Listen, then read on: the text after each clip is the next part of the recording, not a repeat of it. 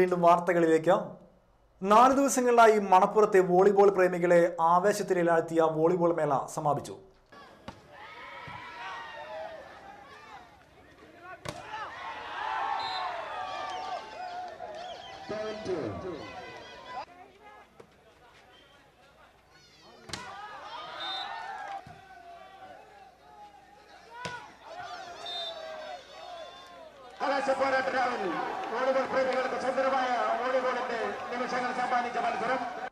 കുളിമുട്ടം Seema arts and sports club 1-3 സെറ്റുകൾക്ക് Kaipamangalam evergreen arts and sports ക്ലബിനെ തോൽപ്പിച്ച് ജേതാക്കളായി.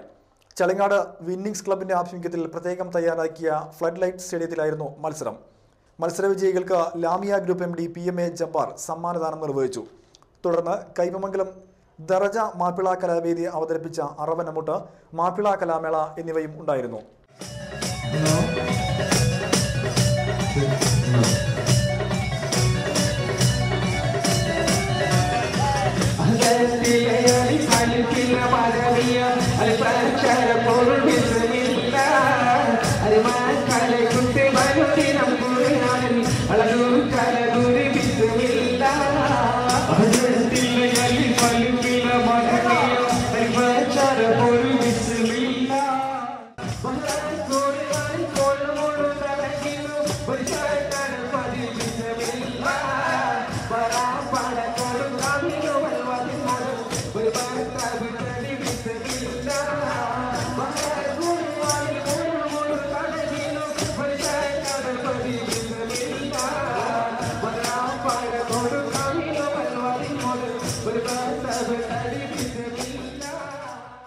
ആർട്ട് ഓഫ് ലിവിംഗിന്റെ ബേസിക് കോഴ്സ് പെരിഞ്ഞനത്ത് നടന്നു. കൈകൾ ശരീരത്തോട് ചേർത്ത് വയ്ക്കൂ. നഖങ്ങൾ മുമ്പിലേക്ക് കാണുന്ന രീതിയിൽ.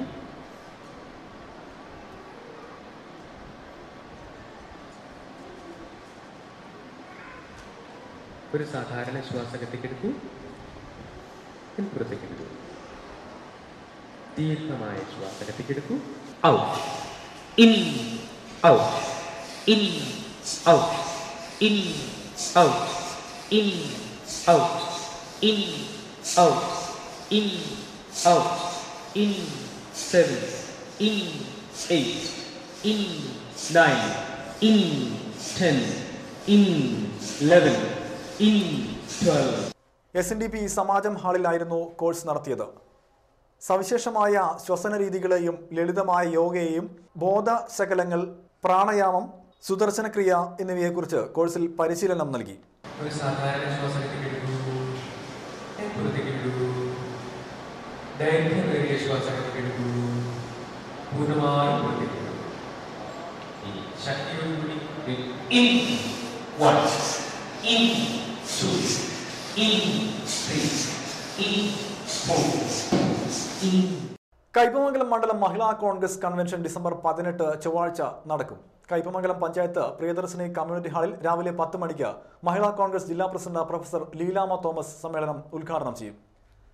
2013 മാർച്ച് 1 മുതൽ 5 വരെ വലപ്പാട് ബീച്ചിൽ സംഘടിപ്പിക്കുന്ന വരുണ മഹായജ്ഞത്തിന്റെ സ്വാഗത സംഘം രൂപീകരണം വലപ്പാട് ബീച്ച് കൊടിയമ്പുഴ ദേവസ്വം ഹാളിൽ നടന്നു. വലപ്പാട് ബീച്ച് ബ്രഹ്മ തേജോമയി ദേവി ക്ഷേത്രത്തിന്റെ ആതിഥേയത്തിലാണ് യജ്ഞം സംഘടിപ്പിക്കുന്നത്. സ്വാമി തേജസ്വരൂപാനന്ദ സരസ്വതി യോഗത്തിൽ മുഖ്യപ്രഭാഷണം നടത്തി. പറയാൻ നമുക്ക് ബാധ്യതയുമുണ്ട് എന്ന് തോന്നുന്നതാണ് പറയുന്നത്. അങ്ങനെ കണക്കിലാക്കാം. അധ്യക്ഷനെ ബൃഹത്തായ ഒരു പദ്ധതി, അതിബൃഹത്തായ ഒരു പദ്ധതിയാണ് നമ്മൾ മുൻപിലുള്ളത്. വിപുലമായ ഭാഗങ്ങളിൽ നിന്ന് ആളുകളെ ആകർഷിക്കാനും വരുത്താനും അവരെ പങ്കാളികളാക്കാനും അവർക്കൊക്കെ എത്തിക്കുവാൻ വലിയ യത്നമാണ് നമ്മൾ ഉദ്ദേശിക്കുന്നത്. അതിന്റെ സ്വാതന്ത്ര്യത്തിന്റെ ദിവസമാണ് ഇന്നത്തെ ഈ പരിപാടിയുടെ ഈ സുഗമമായ തയ്യാറെടുപ്പിൽ പോലും വേണ്ടത്ര നമുക്ക്. അഡ്വക്കേറ്റ് സുരേഷ് മോഹൻ അധ്യക്ഷനായിരുന്നു. PV ജനാർദ്ദനൻ, വിഷ്ണു ആനന്ദ്, K ഉണ്ണികൃഷ്ണൻ തുടങ്ങിയവരും സംസാരിച്ചു. പെരിഞ്ഞനം പൊന്മാനിക്കുളം കൊച്ചിപ്പറമ്പത്ത് അന്നപൂർണശ്രീ ക്ഷേത്രത്തിലെ ഭാഗവത സപ്താഹയജ്ഞം സമാപിച്ചു. രാവിലെ ഗണപതി ഹോമത്തോടെ ക്ഷേത്ര ചടങ്ങുകൾക്ക് തുടക്കമായി. തുടർന്ന് വിഷ്ണു സഹസ്രനാമജപം, ഭാഗവത പ്രദക്ഷിണം, സർവ്വദേവതാ പ്രദക്ഷിണം, ഭാഗവത പാരായണം, സമർപ്പണം എന്നിവ നടന്നു. ഡിസംബർ 9 മുതലാണ് സപ്താഹയജ്ഞം ആരംഭിച്ചത്. ക്ഷേത്ര ചടങ്ങുകൾക്ക് യജ്ഞാചാര്യൻ ഭാഗവത മയൂരം കിളിവാനൂർ രാജേന്ദ്രൻ നേതൃത്വം നൽകി.